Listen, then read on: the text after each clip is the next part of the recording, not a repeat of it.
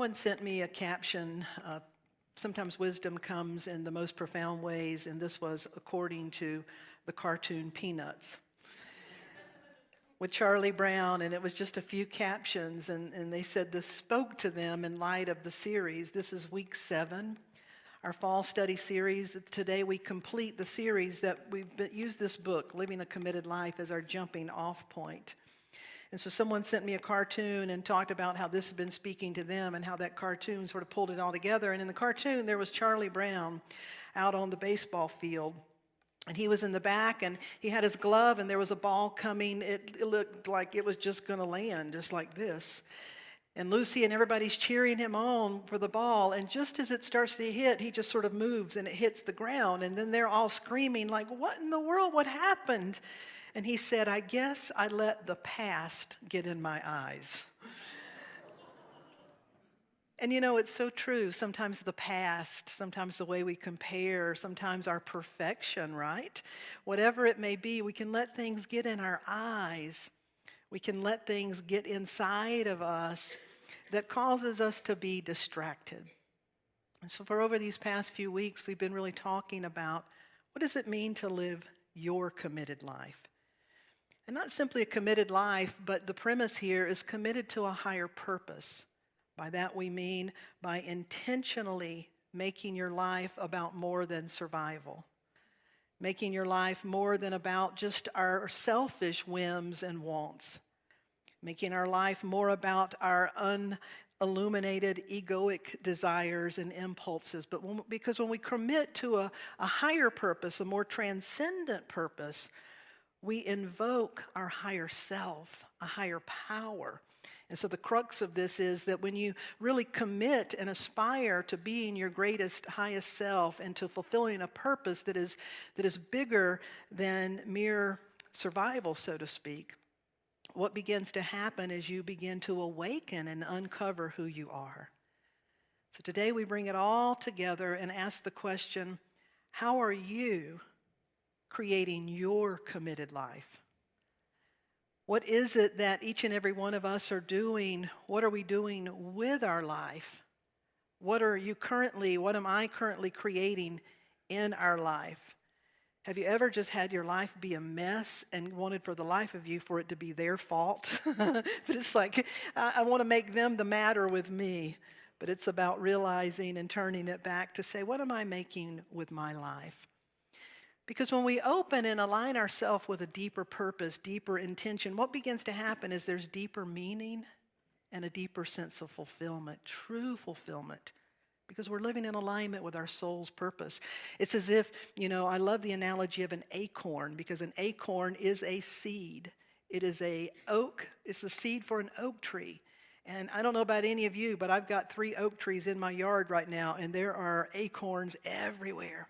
And I pick those up, and I think the marvel of this, that is the package, the potential to be this tree. And so it is with us. And so acorns don't compete to say who can be the most beautiful acorn. Acorns strive to fulfill their potential.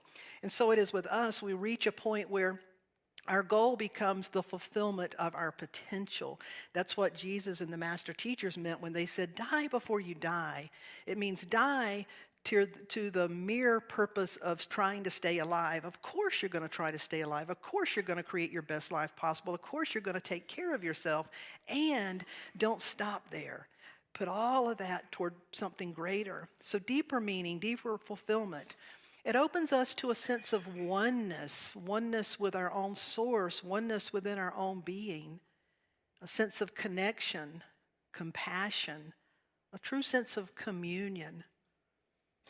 It opens us, when we open to a higher purpose, to a guidance system. We realize we're not alone. If you ever think you don't have guidance, that you can't tune in and receive higher guidance, think about the life of a bird or a penguin, something that migrates, something that hears this voice that causes it to cross miles to return to its birthplace or miles to return to its baby. That there's an intelligence within us that is available when we begin to know ourselves as a self for higher purposes and a greater connection. There's also resilience. There's a resilience that comes from aligning with a higher purpose, and a resourcefulness that I realize that it is not just me, Darlene, the personality, but it is the I am that I am, the spirit within me, which is the same spirit within you, which is the same spirit of all creation. And there's a resourcefulness that comes when I realize that I'm not self-generated, I'm source-originated. And I am a vehicle, an instrument of that source. When we commit to a higher purpose, we begin to realize that we can be different, we can change, we can evolve, we can grow, and we can make a difference. So living your committed life, we want to look at 3 things. Number 1 is don't compare. Number 2, be all in. And number 3, realize that every step matters. They say that comparison is the thief of joy. A Course in Miracles says our ego lives by comparison. The unillumined ego, all it knows itself is compared to others. But not only do we compare ourselves to others, we also compare ourselves to our past. We compare ourselves to an idea of perfection that would somehow keep us down. I heard a beautiful sharing. It was a commencement address to the graduating class of the University of Pennsylvania. And the speaker to the class was Maria Popova. You may know her. And she said this to these graduating college seniors. She said, it was a beautiful spring day, and I was very much enjoying a ride on my bike. I was riding near the river, and there was spring air that smelled like plum blossoms, and I was just in my zone riding. And then all of a sudden, someone behind me on the bike path started catching up. And I started feeling that sense of competitiveness. And so I started pedaling faster. And yet they passed me and started to pass me. I felt like they were trying to overtake me. And she said, we've all felt that when you're running, swimming. Have you ever sat at a stoplight and just admit it. Have you ever sat at a stoplight and saw the car beside you and said, come on, Buick Escort, you can do it, baby, let's go. We just have that in us sometimes. Okay, maybe you don't, but I do sometimes. That whatever it is, that competition kicks in. Well, she said it really kicked in, and so she starts pedaling faster, but they keep catching up, and eventually they overtook her. She said, I felt strangely defeated. As he cruised past me, I realized the guy was on an electric bike. Then she says, redemption. I felt a sort of redemption and injustice. Now I'm starting to feel better than. An unfair motorized advantage, very demoralizing to the honest muscle-powered peddler. But just as I was getting all self-righteously existential, I noticed something else. He had a restaurant name on the back of his shirt. He was a food delivery guy. She said he was rushing past me, not because he was trying to slight me or because he had some unfair competitive advantage, but because it was his daily job. Perhaps it was how that immigrant made his living. My first response then was to shame myself for the gratitude that I've had because I too was an immigrant. And because of some miraculous confluence of choices and chance, I'm not on a delivery bike. She said, or perhaps I began to think maybe this person has an even more satisfying life than I do. Perhaps he has a good mother and has the love of his life at home, and he may play violin every night and be just completely content. All this while I'm riding my bicycle. And she shares with this graduating senior, she said, but this is what I realized. The point, I began to compare my pace to his. I vacate my own experience of that beautiful spring day, and I eject myself into some sort of limbo life that's neither mine nor his. I'm just hanging out there comparing. She said, so here's the thing about self-comparison. In addition to making you vacate your own experience, your own soul, it breeds resentment or resignation or distraction or distance from what really matters. It's as Stephen Covey said, anything less than a conscious commitment to the important is a conscious commitment to the unimportant. And so an encouragement to shape our life around what matters most. when we talk about living our committed life. I told someone this week I almost didn't pick this book because Lynn Twist and her stories and everything in it is so grandiose. I had the concern, it's like, well, will it seem so out of reach? I hope we can all remember and realize that every story matters, every overcoming, every sacred act of sharing your life matters. And so the first thing is, don't get stuck comparing yourself to others, or as the Charlie Brown, let the past get in your eyes and compare yourself to the past. I've shared this before, but one of my favorite lessons on comparison came from the First Lady Barbara Bush. Back a number of years ago when First Lady Barbara Bush was coming into office, and the one vacating the office was the previous First Lady, Nancy Reagan. And so the media was sort of having a heyday because Nancy Reagan was very petite, very polished, and very put together. And there was this thing going on of comparing her to the incoming Barbara Bush, she didn't present that way. And so one reporter literally stopped her one day and said, "How do you compare yourself to First Lady Nancy Reagan?" And she handled it beautifully. She said, "Well, Nancy loves and supports her husband, and I love and support my husband. Nancy is a hard worker for the things she believes in. I'm a hard worker for the things I believe in. And Nancy is a size 3, and my leg is a size 3.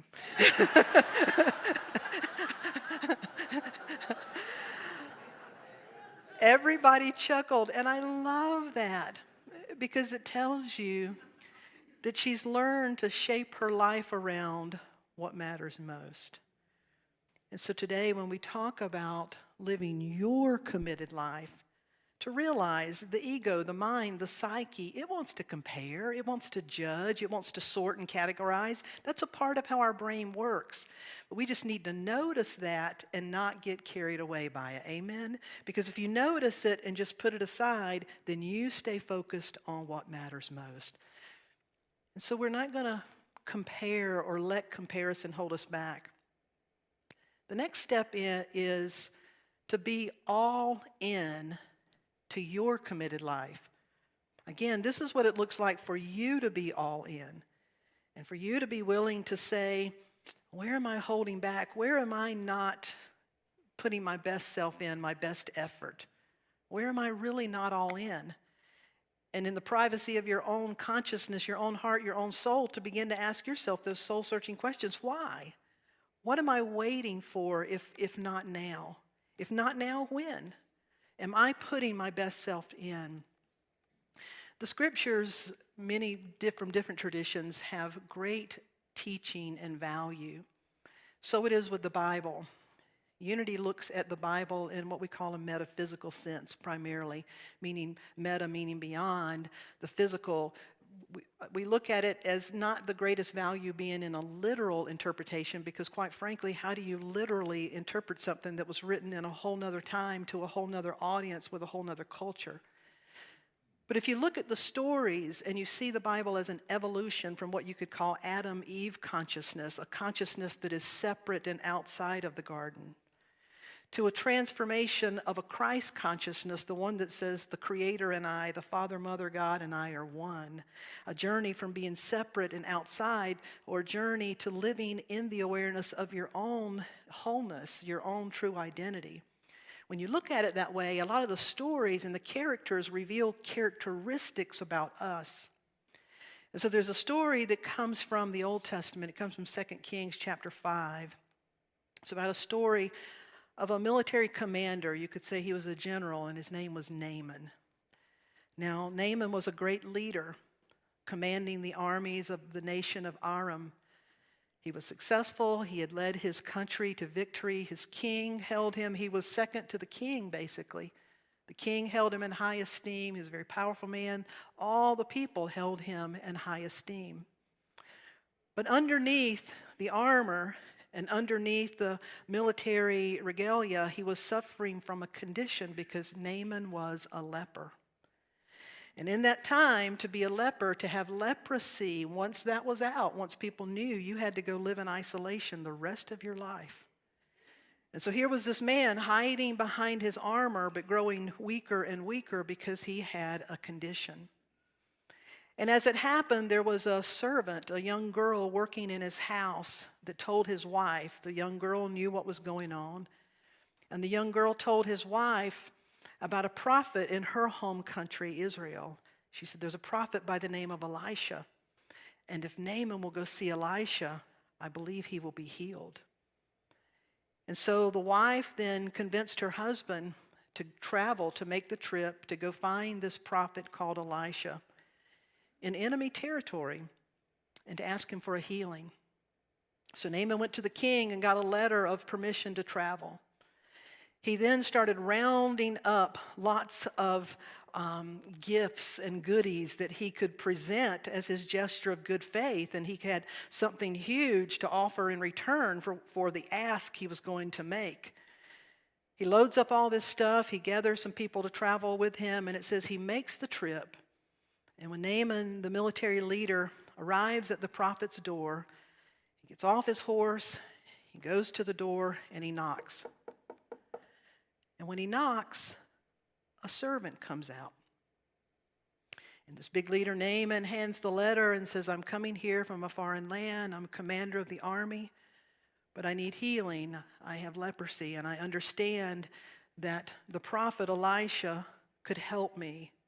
Would you please let the prophet know that I am here, that I'm asking for a healing? And so he stands and he waits, and in just a few minutes, the same servant returns, the doorkeeper, and said, Elisha said for you to go to the Jordan River and dip in it 7 times. Have a good day. That's basically what he did. And the scriptures say that this mighty man is standing there saying, what? First of all, you mean the prophet's not going to come out and see me? Now, who do you think's talking there, the ego or what? He's not even going to come out and see me?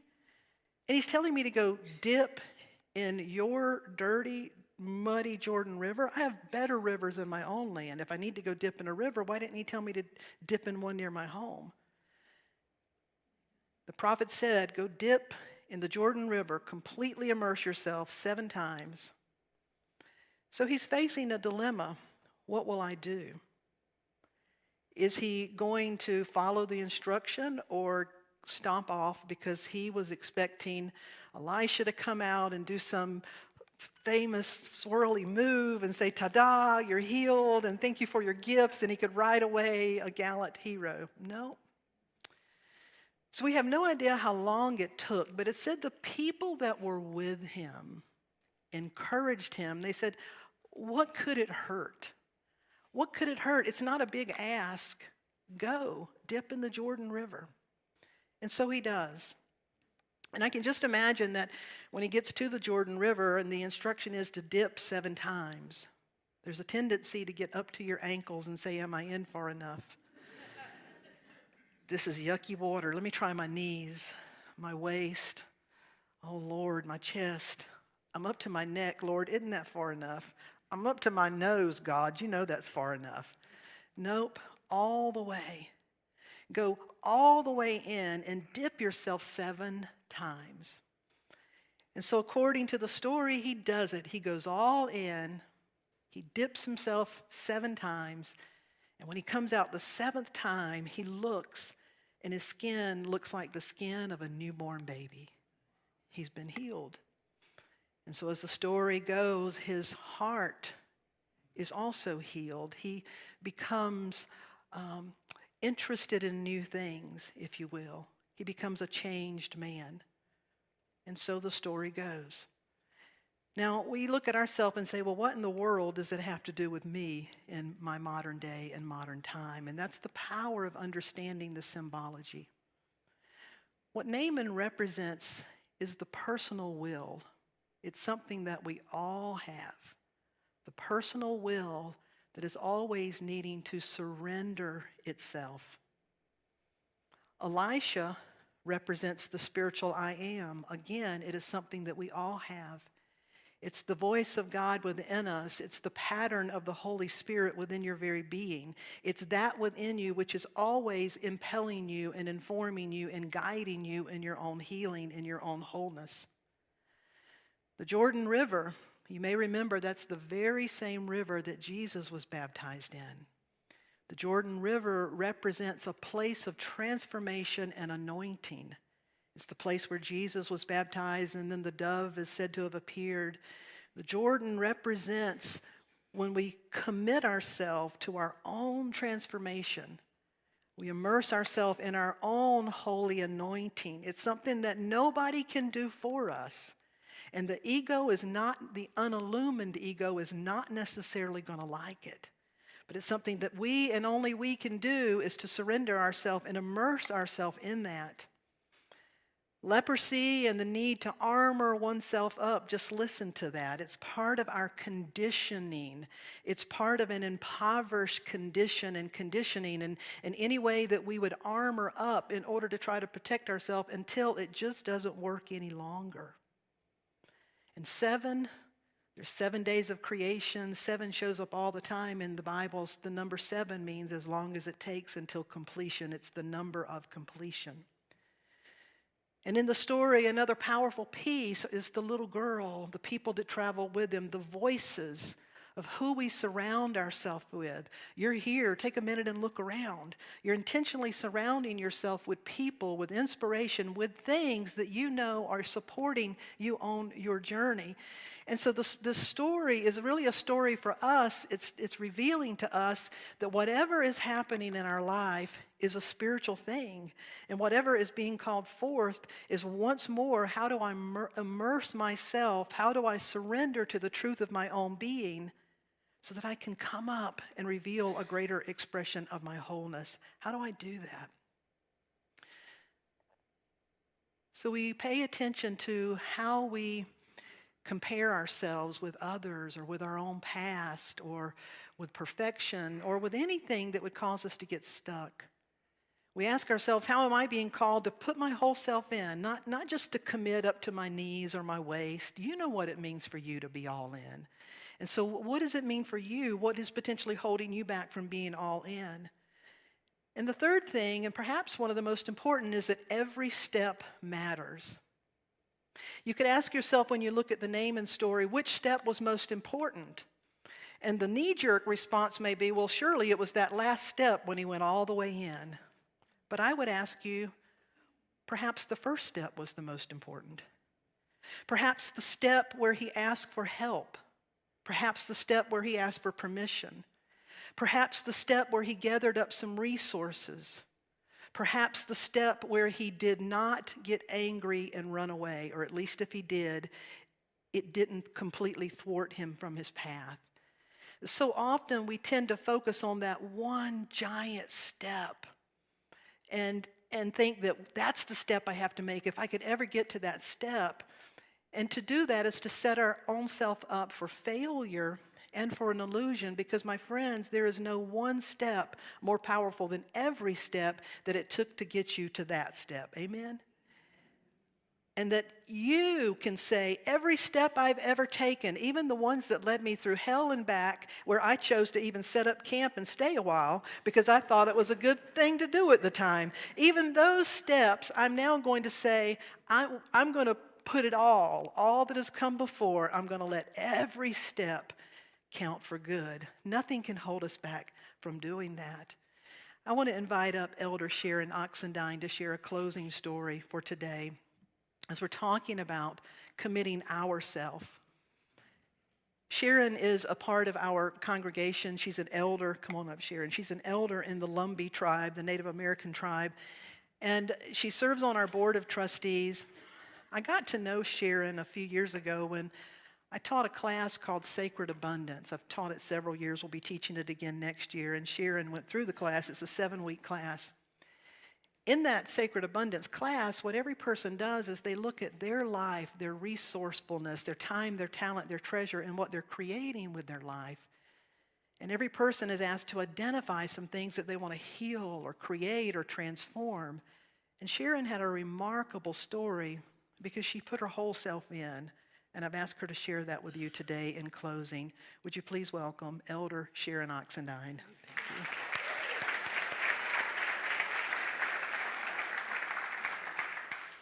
Thank you so much. Good morning, all my relations. I am Sharon Oxendine, and I am an elder. I'm enrolled in the Lumbee Tribe, which is in the southeastern part of North Carolina. I've attended Unity of the Blue Ridge for about 8 years, and I am a member of the board of directors, and I'm also on the committee for Keepers of the Light.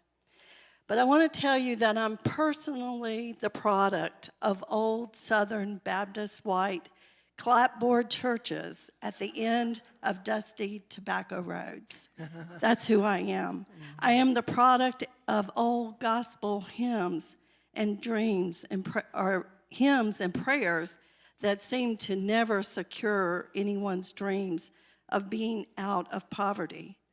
My grandfather, my paternal grandfather, was a Southern Baptist minister, and he never seemed to have enough to make ends meet. Needless to say, he had 16 children, so that might have had something to do with it. In 2018, when I attended the prosperity workshop here, Reverend Darlene taught, she was right. I went all in.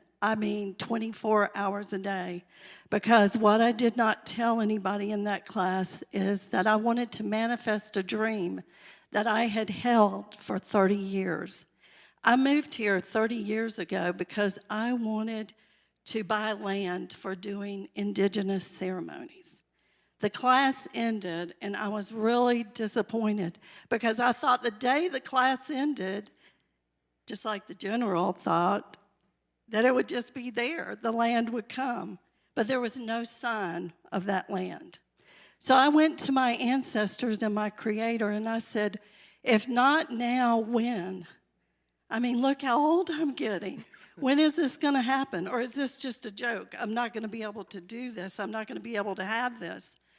Approximately 2 months later, a good friend of mine who had cancer was dying and decided that she wanted me to buy her land of 8 acres in Fairview, North Carolina. I began to think, I don't have that money to buy that land. How am I going to do this? And I continued to hold to the work that we had done in the Sacred Abundance class. I had no indication of how to raise this money. About 2 weeks later, an elder of mine, a mentor, a teacher, sent me and Nita the deed to the property of that land. And that was back in 2018, yes. So Nita and I went to work, and we began to work on that land together. Nita has created a business model where we can continue to show up here and keep our sacred commitments. I've been tithing almost ever since I came to this church. It was a personal decision of mine because I feel like I am being fed here. It's messages like today that have grown me, that have allowed me to develop a nonprofit at Medicine Well Way and become a part of a community that is helping BIPOC people and youth to be a part of nature restorative practices. In the past couple of years, Nita and I have run the gamut of feast and famine because we're both small business owners, so we never know what's going to happen. But I made a strong commitment to Keepers of the Light and also to raise the roof. And guess what? We completed those commitments. As a First Nations woman, I honor this month of November, and I also honor my ancestors and ask for their blessing for abundance and prosperity by offering water, tobacco, and cornmeal on my ancestor altar. We believe in giving back to our medicine people and our elders and spiritual leaders. We believe it's part of the tribal practice to make sure that they have what they need. When I studied with my teacher, the late Malidoma Somé, I went to his village in Africa in 2009. We went to Burkina Faso, and if you know anything about that area, it is the poorest place in the entire world. But he told us that we would be seeing some shamans and spiritual leaders who would be living very wealthy. Why, you might ask? Well, because the people of Africa are poor in every way except for spirit. And if you've been there, you understand you can't buy what they have in spirit. Their belief is that their spiritual leaders should be taken care of first in the tribe. Indigenous people measure wealth by having enough to give away. We also believe that we don't own our land, we don't own money, we don't own home. We are caretakers. And that land that we have is to be shared with everyone, and we're sure of that.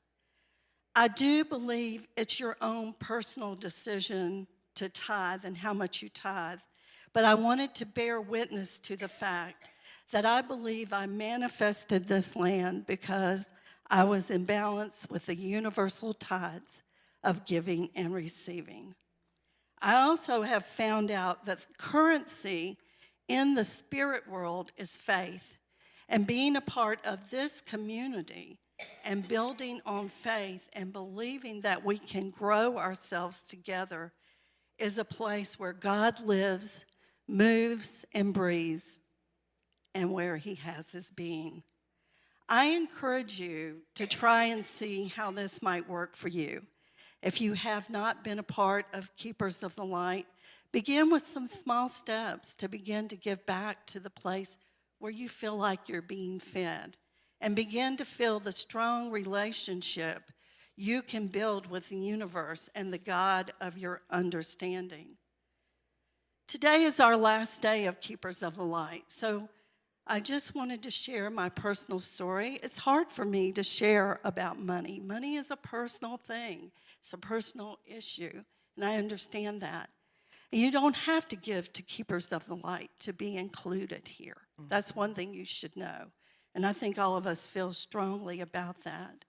But I do want you to understand that I've not only built a relationship with being in balance with the universal tides of giving and receiving, I've built a relationship with my Creator, that I have faith that as I give that money, it will also be given to me what I need. I think we have some slides that we're going to share. I think she showed them already. Oh, I didn't get to see them. I was out here. So this is our land at Medicine Wheel Way. And it's 8 acres that Nita takes care of all the time. Thank you, Nita. This is our community building our sweat lodge, which we hold 3 or 4 times a year. This is the little house, the little cabin. We got a grant this year to build the shelter there. And just beautiful land surrounded by water, and we are able to share it with everyone. So I hope that at some point you might be able to be a part of this too. If you didn't get to take the Sacred Abundance class, I would strongly recommend that you do. Thank you for letting me share. Thank you, Sharon.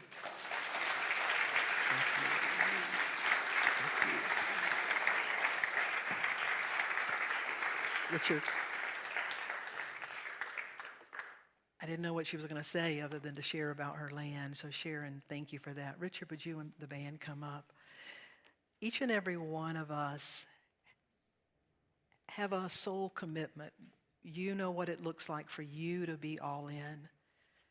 And today, that's what the encouragement, the invitation is, for you to consider what it means to be all in, to move beyond any comparisons, to be all in, and to realize that every single step matters, and every state of consciousness matters. Every gift, every act matters. Maybe it's a heartfelt moment of connection. Maybe it's a handwritten card that you take the time to send. You open a door, you offer help. You deliver a meal, you share a meal. You give a genuine compliment that goes beyond the surface level. You volunteer, you reduce, reuse, recycle. It was funny, as the day that I was working on this talk, I stopped and took my little dog for a walk, and everywhere I walked, I saw trash, and then I picked up the trash because here I am talking about reduce, reuse, recycle, do the things that you need to do, that you can do to make a difference. It's the willingness to not overlook those things, to actively listen, to pray for others, to plant a tree, invest in a child, tutor a child. Other things that we can do is when we're on social media, send something that's inspirational. Refrain from adding to the disruption. Don't add to the fire. Be willing to gracefully and gently interrupt and step away from those conversations that are starting to breed decisiveness. It can be as simple as, I understand what you're seeing and I see it a different way. Or I have a commitment that if I can't do something about it, I'm not going to gossip about it. I have a commitment if I don't know or if the other person's not here, I'm not going to talk about them in their absence. You would be amazed if you have the courage to do those things. It can shift the energy, the dynamic, and it also models for other people who I guarantee you, so many other people are also wanting to know how to make a positive difference, but they don't. So we become more intentional with our words. We ask people, help me understand your perspective. I see it very differently, but help me understand. And when we find that us against them rhetoric, we begin to move out. I hope you're willing to step more deeply into your committed life. So there's a song, there's no words because it's real easy. It just says, I've got a feeling everything's gonna be all right. I've got a feeling everything's gonna be all right. Oh, I've got a feeling everything's gonna be all right. Oh, I've got a feeling everything's gonna be all right. Be all right. Be all right. Be all right. Let's do it, band, and pick it up. Here we go. I've got a feeling everything's gonna be all right. Oh, oh, oh, I've got a feeling everything's gonna be all right. Oh, I've got a feeling everything's gonna be all right. Be all right. Be all right. Be all right. So I'm going to invite you to close your eyes and to turn your awareness within. I've got a feeling everything's going to be all right. The soul knows and holds the vibration, it is well. It is well with my soul. It is well. It is well in a sense that there is an ebb and flow of life. There are times of joy and times of sorrow. There are times on the mountain and times in the valley. There are times of prosperous and plenty, and there are times of wondering if there will be enough. There is a time and a season and a reason. And as we go through the ebbs and the flows, the ups and downs, the different seasons of life, as we experience the different states of experience, we open ourselves to a greater state of being. For there is a dimension of our being. There is a place the poet Rumi spoke of when he said, out beyond all appearances of right or wrong, there's a place and I'll meet you there. He was pointing us to the state of being, the soul state that says, it is well with my soul. And so today we open our hearts, our mind, to this presence where all shall be well, where all is well.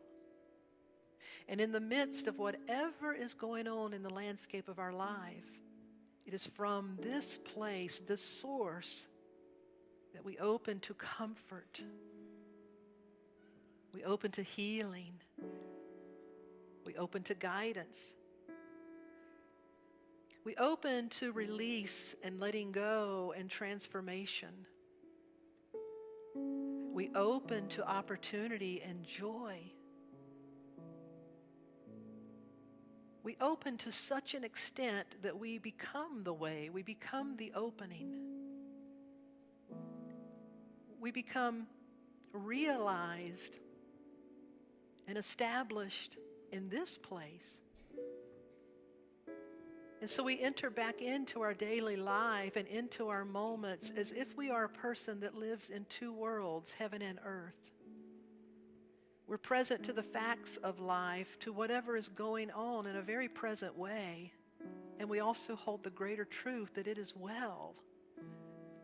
That whatever is needing to be provided, the need can be met.